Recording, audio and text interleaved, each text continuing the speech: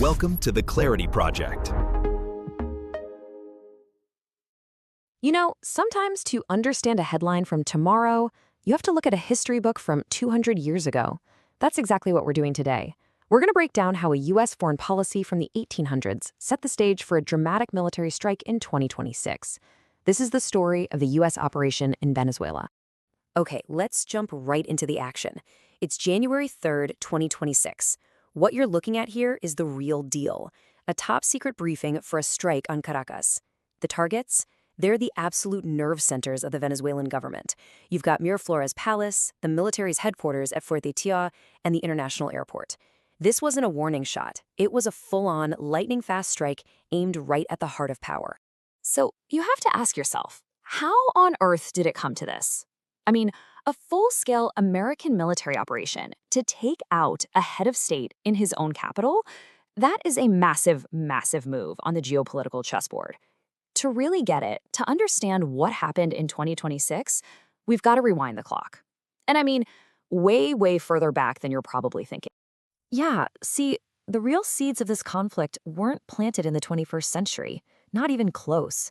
The entire ideological blueprint for this 2026 intervention was drafted almost 200 years before the first boot was on the ground. And this is it, the Monroe Doctrine, 1823.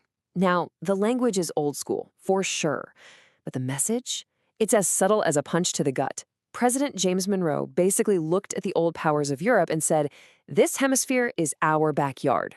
Don't even think about setting up new colonies here." It was America drawing a huge line in the sand, or, well, in the Atlantic Ocean. But here's the thing about doctrines. They evolve.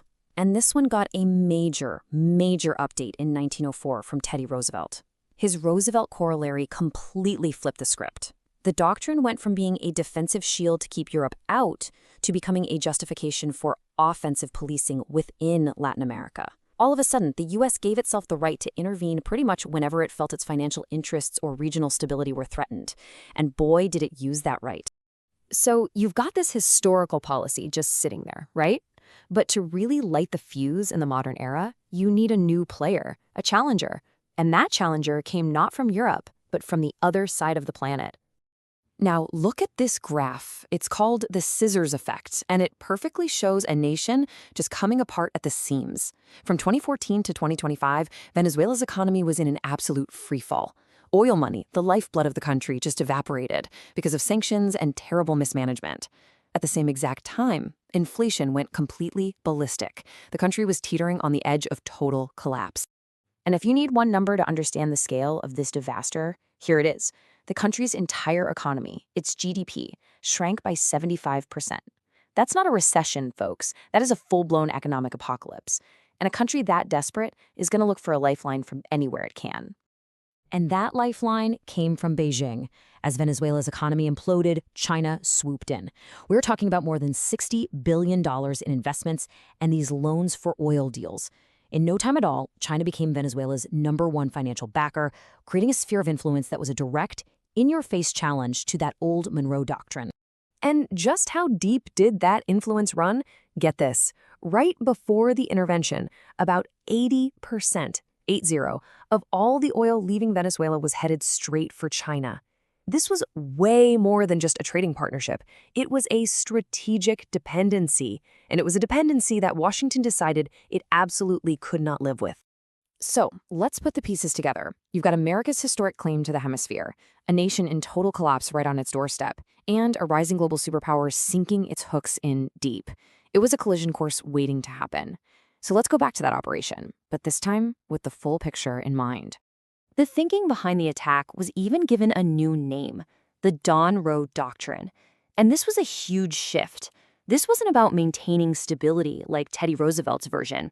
No, this was about one thing and one thing only, exclusion. It was a cold, zero-sum game designed to physically remove rival superpowers like China and Russia from the Americas, period. And the plan was executed with brutal efficiency. It all kicks off at 4 a.m., 0400 hours, with air and sea strikes. Just 2.5 hours later, Special Ops have the airport locked down. By mid-afternoon, they're inside the presidential palace. And by 6 p.m., Just 14 hours after it started, the high-value target, President Nicolás Maduro, is captured. Done. Now, they called the operation surgical, but that doesn't mean it was bloodless, not by a long shot.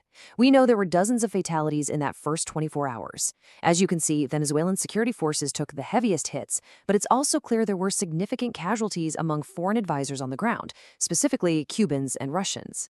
The strategic fallout was instant, and nothing shows it better than what happened with the oil. You could call it the Great Oil Pivot. Before the strike, all that oil was flowing to China. Almost immediately after, the new plan was to reroute everything to refineries on the U.S. Gulf Coast. Just like that, Venezuela's massive oil reserves became a key part of North American energy security. So, how did the world react? Well, it depends entirely on who you asked. The official U.S. line was that this was about stopping drug trafficking, restoring democracy, and protecting vital resources. But the global reaction? It was overwhelmingly negative. Country after country called it a crime of aggression, a flagrant violation of sovereignty, all done without any approval from the UN. The shooting may have stopped, but the story was far from over. The intervention blew the country's future wide open, leaving Venezuela at a dangerous and incredibly uncertain crossroads.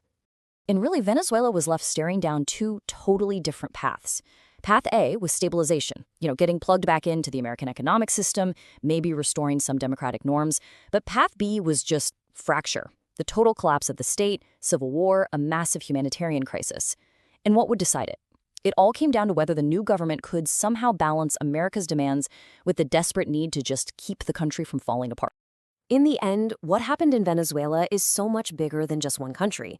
It's a gripping, real-world clash of 19th century ideas and 21st century power politics. The shockwaves from this are going to change the game, redefining what sovereignty even means for years to come. And that leaves us with a pretty heavy question. What will those new rules be? And more importantly, who gets to write them?